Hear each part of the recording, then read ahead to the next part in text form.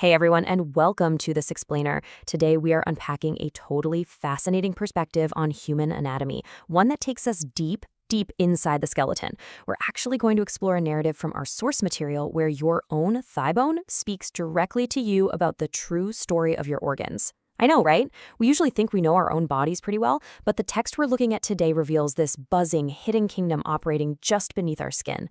Let's get right into it. Okay, let's dive into this. When you picture a bone, what comes to mind? Do you just see a static, rigid piece of scaffolding? It's super easy to assume their primary job is purely structural, just a frame that prevents the body from collapsing to the ground like an empty sack. But, as our source points out, this limited view totally tricks us. It makes us ignore the brilliant, nonstop activity happening deep inside our skeleton every single second of the day. So, we need to shatter this whole lifeless skeleton misconception right now. The source describes our bones not as dead wood, but as dynamic, living organs. They have vital responsibilities that honestly most people know absolutely nothing about. They're breathing, they're working, and they're taking on massive jobs. Your skeleton is carrying out tasks right this very second that are literally essential for your moment-to-moment survival. To give you an idea of just how active they are, the source brilliantly compares our bones to a 24/7 storehouse. The minerals from your food, they're banked right here in this bony vault. A staggering 99% of your body's calcium and 88% of its phosphorus are locked away in there, alongside trace amounts of copper and cobalt. And this storehouse never closes. It's constantly taking in new shipments and releasing supplies into your bloodstream at a moment's notice, perfectly balancing what you need at any given hour. But wait, it's not just a passive warehouse. It is a bustling factory. Inside your bones is the bone marrow, which the source describes as a relentless cellular factory. And what's really incredible here is that this organ has been operating inside you since before you were even born.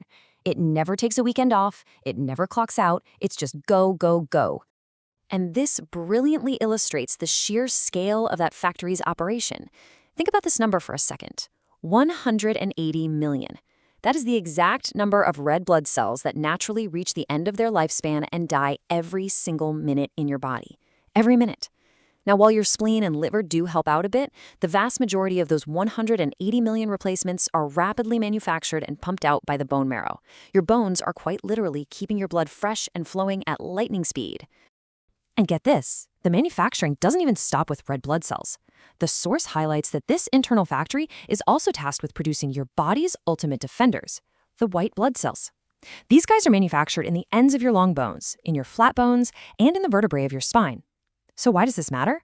Well, without this constant production of white blood cells, ordinary, everyday disease germs could multiply and kill a healthy living human being within just a few days. Your bones are your primary shield against the invisible threats of the world. Okay, now let's officially introduce the literal tour guide of our source material, the mighty femur.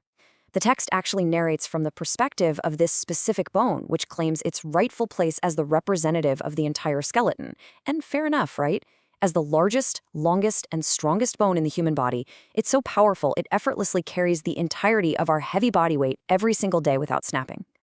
Of course, the femur belongs to a vast, complex internal kingdom with some truly fascinating structural quirks.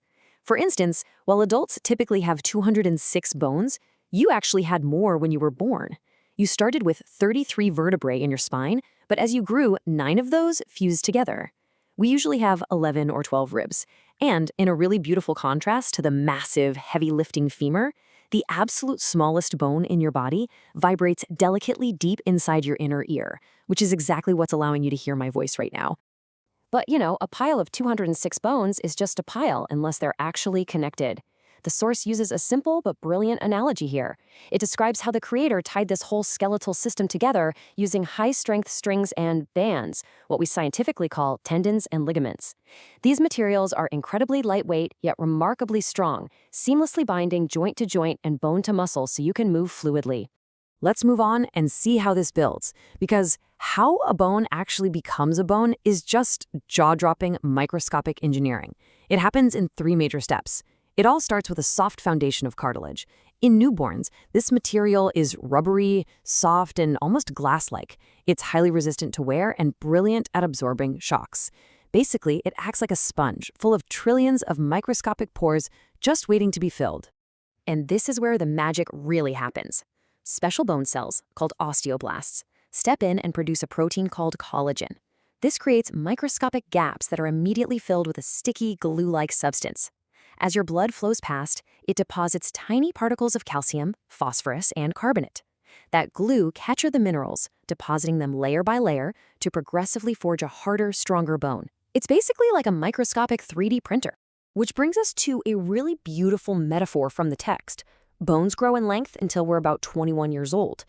During childhood and adolescence, our bones have to do two incredibly difficult things at the exact same time: bear the increasing weight of our growing bodies while simultaneously expanding themselves. The source compares this to an engineer raising the walls and the roof of a house, expanding the entire structure, without disturbing the residents living inside. Actually, scratch that. It's doing it without the residents even noticing the construction is happening. It's the ultimate architectural feat. So here is the ultimate takeaway from the source. While your bones might stop growing in length after age 21, their internal construction never, ever stops, but continually adapt to how you live. If you adopt a highly sedentary lifestyle, like lying in bed for a long time, your mighty femurs will literally weaken over time. But if you engage in regular, active exercise, your bones respond to that stress by pulling in more minerals. They grow noticeably thicker, stronger, and far more powerful. We've seen today that the skeleton is far, far from a dead wooden frame.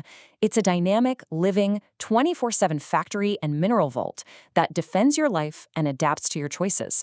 It was engineered to carry you, but it absolutely requires your help to stay strong. So I'll leave you with this provocative thought. Knowing the incredible, hidden power of the mighty femur and those bustling cellular factories inside you, what actionable step will you take today to honor and keep them strong? Thanks so much for joining me for this explainer, and honestly, I hope you never look at your bones the same way again.